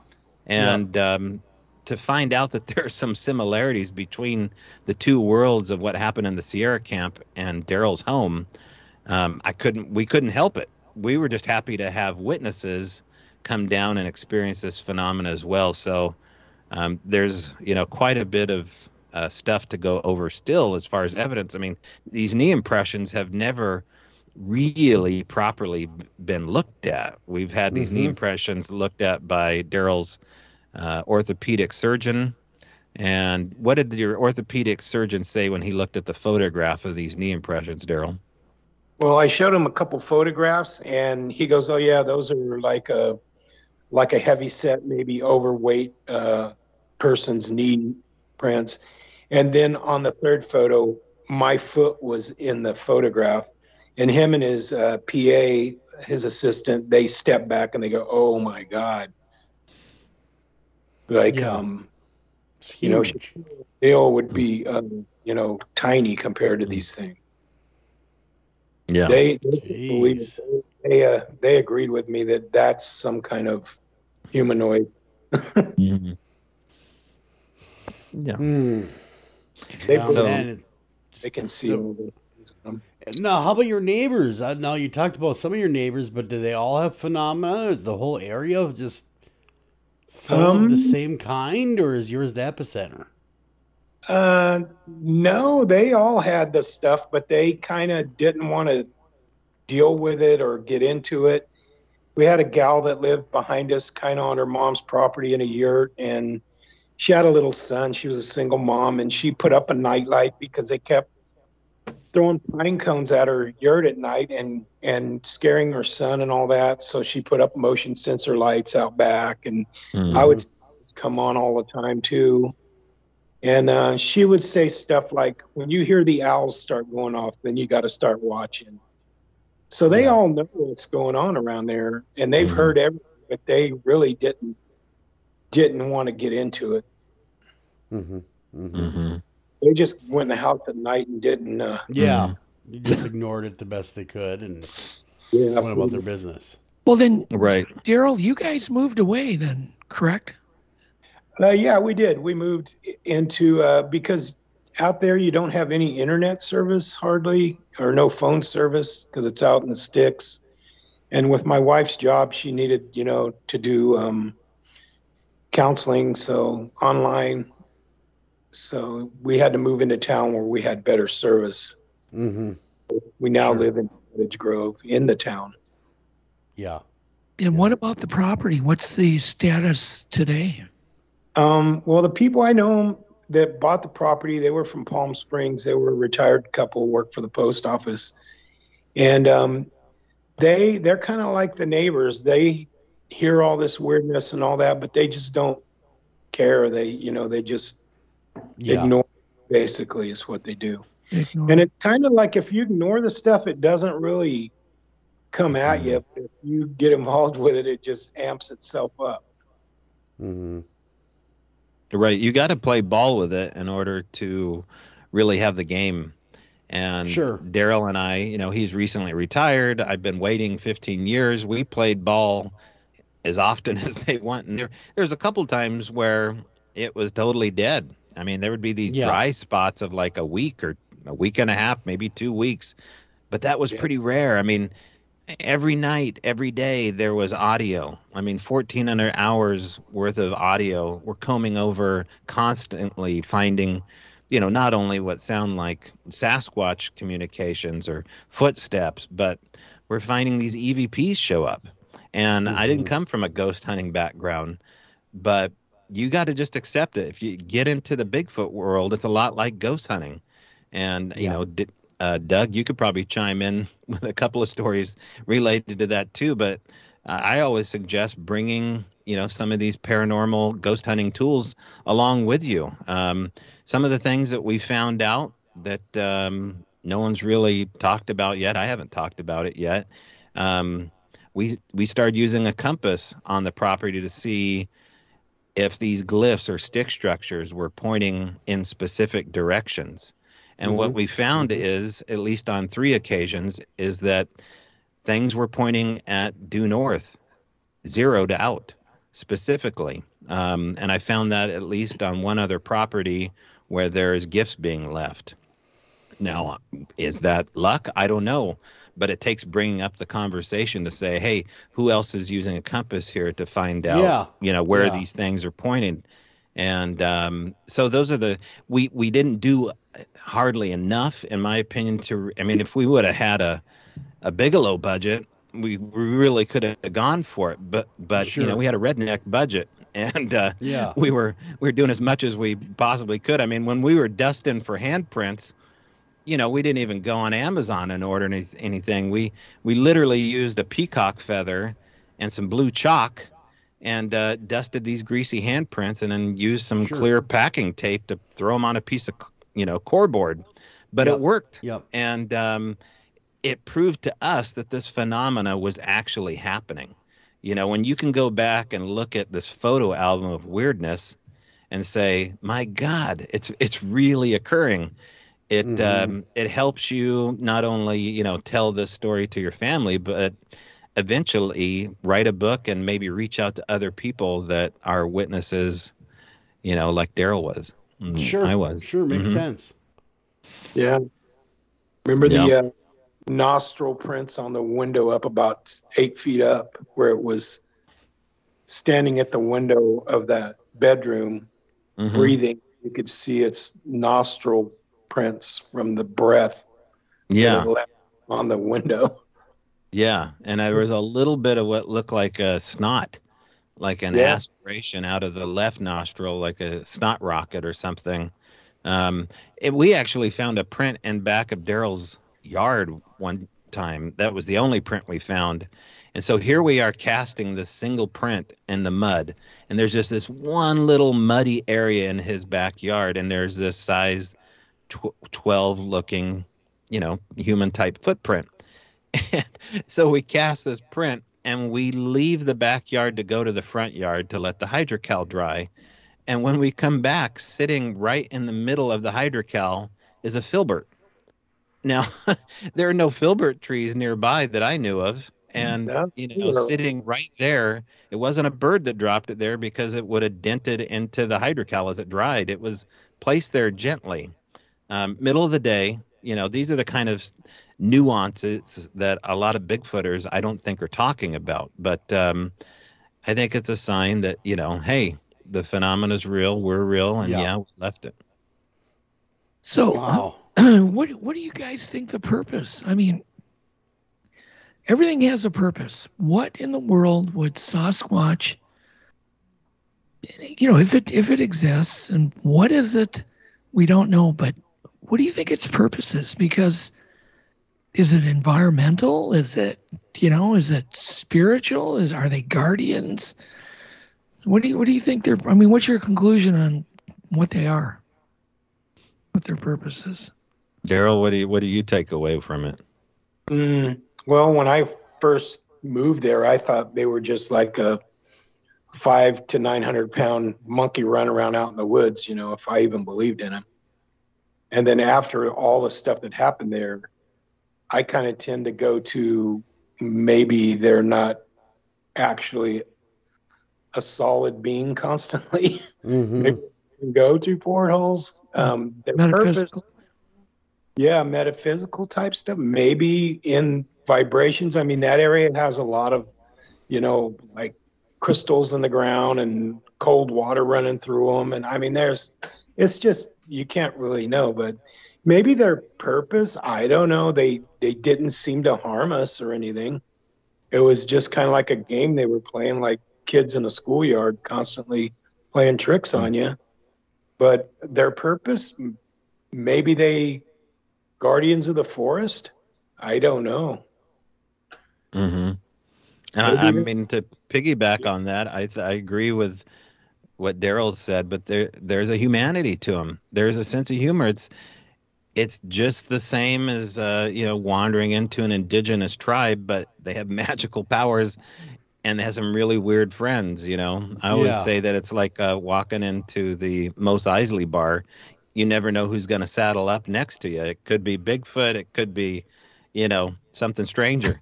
And that's just the nature of the relationship. Now, I don't know if it's for the better of them. I don't know if these other things connected to them are not wanted, like a basking shark attaches itself to a humpback whale as a host, and it just sits there and feeds off of it.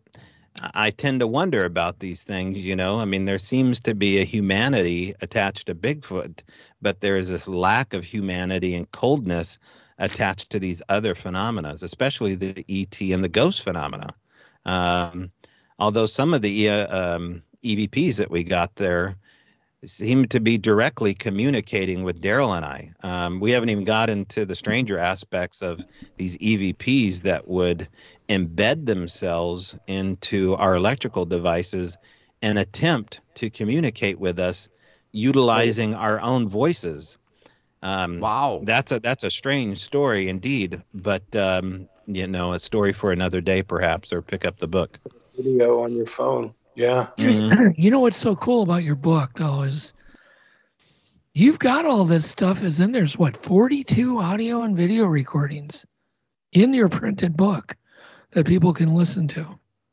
Well, and this, because Daryl's here, I want to make sure that everybody knows, and not just because Daryl's here, but without Daryl, allowing me to use this audio and all the hard work that went into this, and Cindy for letting them do it. There's, this book couldn't exist without the hard work that went into what Daryl did as well. Because, these videos aren't just mine. The audio isn't just mine. It was really a combined effort. And we knew what we had because I'd known what other people had, and it wasn't nearly as exciting or compelling or good. And I was, fairly certain of that. And it seemed to be legit. I couldn't catch a hoaxer. And here we are walking away with all this evidence. And now we have these apers in our camp that I was fairly shocked that they're actually kind of rooting for us. So without Daryl's permission to, actually put this stuff inside the book, And yeah, I think there's 42 QR codes, and there's got to be over 2 hours worth of audio and video in this book, as well as the documentation about the knee impressions in particular and the hair samples that were taken. So it's a big book. I mean, it's less than 170 pages, but there's a lot that went into the video and audio. Yeah, man, that's something else.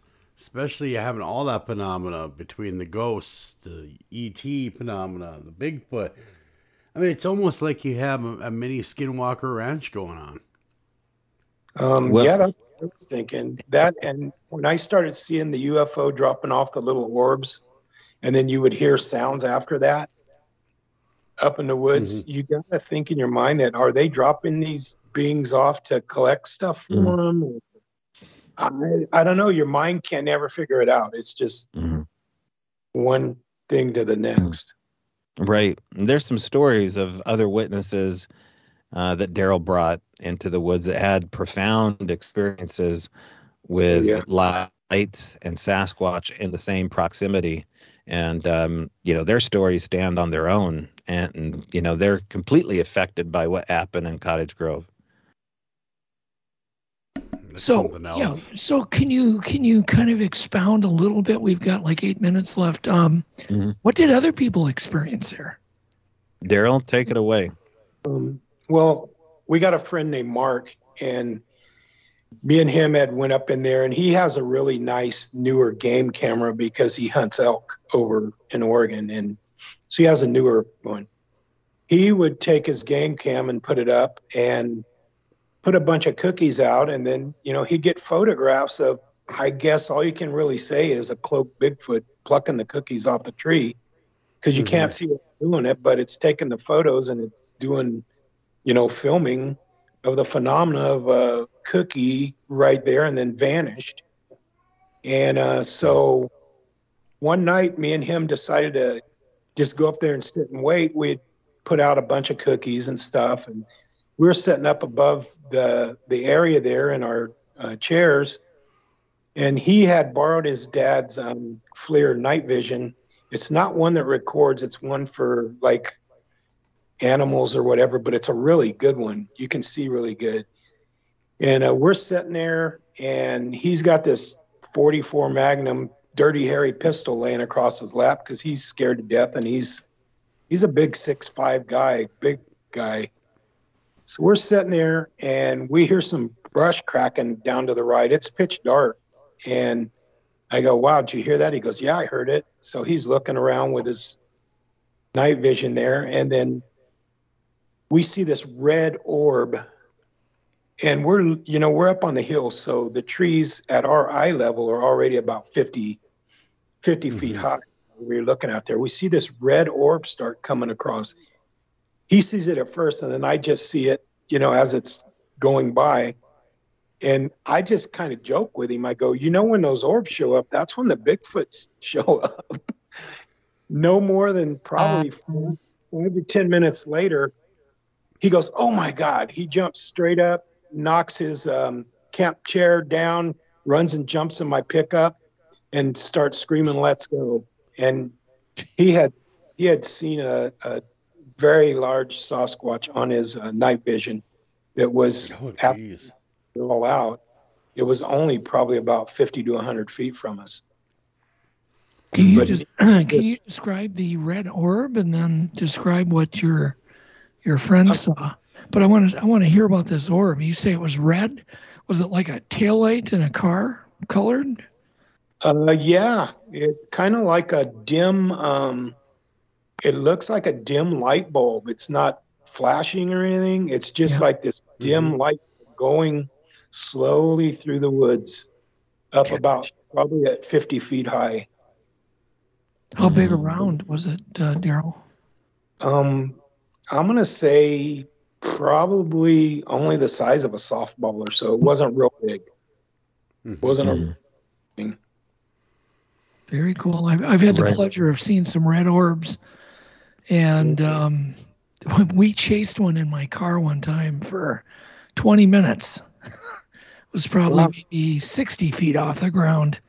And we're chasing it in the car, trying to keep up with, and eventually it zipped off. But yeah, it's just people haven't seen anything like that. It's really life changing. I mean, that must have changed your whole life, Daryl. I had seen some white ones around. Me and Toby actually saw a white one bouncing down the hill over by the mountain. Yeah, it looked like a volleyball, like a dirty white volleyball glowing in the woods, rolling down Johnson Creek, to name the creek we saw, and it just dissipated in the middle of the logging road. Maybe it was like 4 seconds at the most, 3 seconds. But, I had seen lights before in the woods, so it was kind of not new to me, but seeing one that size certainly caught me off guard. But yeah, I got some. You're totally not alone in this light phenomenon in the woods. But it's the last place there should be lights, correct? Yeah. In the middle of nowhere. Yeah. Yeah. And with that Mark situation where Daryl and him had that incident where they saw the Sasquatch in the light, the Mark called me up as he was leaving the property, and we did an interview the next night. So it was fresh in his mind when he described what happened to him. Yeah. So that interview's embedded in one of these QR codes here. So, a lot of the stuff that we discussed is all ready for people to enjoy, including with this documentary coming out in February, Flash of Beauty, which is, I think, going to be a groundbreaking film that really looks at Sasquatch in a whole new way. So between Flash of Beauty and the Al Moon Lab, we don't know what else to really say. I kind of feel like, well, on to the next mystery. I don't know what else to do here. Yeah. What's your next thing, Tobe? What's your next gig? Yeah, next gig. We're moving, so we're leaving Washington and heading out east to Idaho. And once I get out to Idaho, I think I'll spread my legs and spread my wings and start something out that way. And we'll see what happens. Very cool. Mm-hmm. Wow. What a book. Where can people get your book? Where can they pick that up? Well, you can go over to Hangar One Publishing. That's a good place to start. You can go over to Amazon or strangebrau.radio.com and, check it out there. There's links everywhere. There's teasers over at Strange Brau Radio talking about the book, but it's doing really good as far as the reviews are going, and people seem to enjoy it. So it's been a pleasure. And Strange Brau. Brau is spelled Brau. Yeah. Yep. The German dialect, if I'm not mistaken. Yes. There you go. So very, very cool. It's been really hour and a half just flew right by. So Tobe and Daryl, both of you guys, thank you guys so much for coming on the show. Unfortunately, we're out of time, Doug. We got to get jetting out of here, don't we? Yep. Yes, we do. So High Strangeness. Check out the books. Check it all out. Documentaries coming out. You keep an eye on what Tobe's doing. I'm telling you right now, go check out the website. Keep an eye on what he's got coming up, because there's a lot of great stuff coming up. What a strange mystery. And it only keeps getting better and better. Till next time, guys, take care of each other. Love each other. This is Joel and Doug signing off.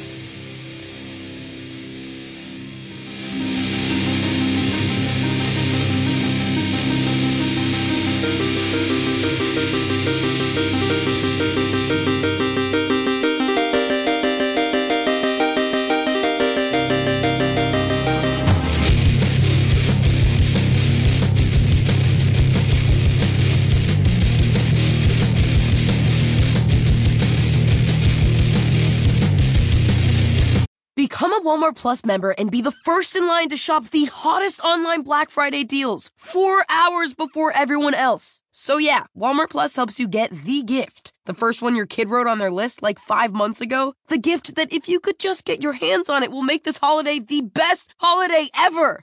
Yeah, that gift. Become a Walmart Plus member at walmartplus.com and be the first to shop online Black Friday deals 4 hours before everyone else with early access. Not available to trial members while supplies last.